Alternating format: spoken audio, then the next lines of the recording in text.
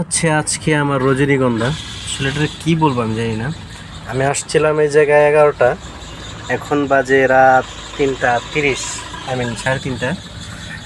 এখন পর্যন্ত এই যে এই 1-1.5 কিলো রাস্তা, মানে 1 কিলো 1.5 কিলো না, সরি, মানে 100 ফিট রাস্তা মনে হয় আমি পার করতে পারি নাই। খালি ওই পার থেকে এই পারে আইছি, জাস্ট এতটুকু আমার মানে এইটুকু সময় আমার লেগে গেছে 11টা 12টা 1টা 2টা 3টা 4টা, প্রায় 6 ঘন্টা। ঠিক আছে, তো গুলিস্তানে এই পরিমাণে জ্যাম, এই পরিমাণে মানে অবস্থা খারাপ আজকে যে এক পরিমাণ বিন্দু পরিমাণ লড়া যায় না।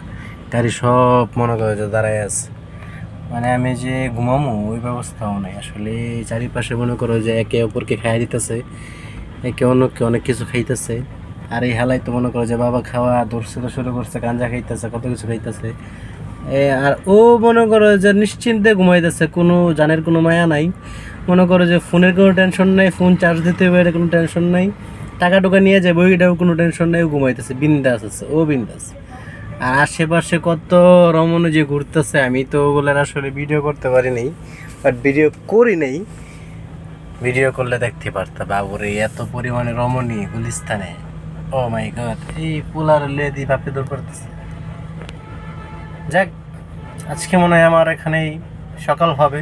সারা রাত এই রজনীগন্ধায় আমি আমার কুকুরের সাথে কাটাবো। বাকিটা আল্লাহ জানে। আল্লাহকে একটু সাহায্য করো মাবুদ, এই জায়গার থেকে বের হওয়ার জন্য রাস্তা বের করে দাও মাবুদ। একটু সাহায্য করো আল্লাহ, সাহায্য করো প্লিজ।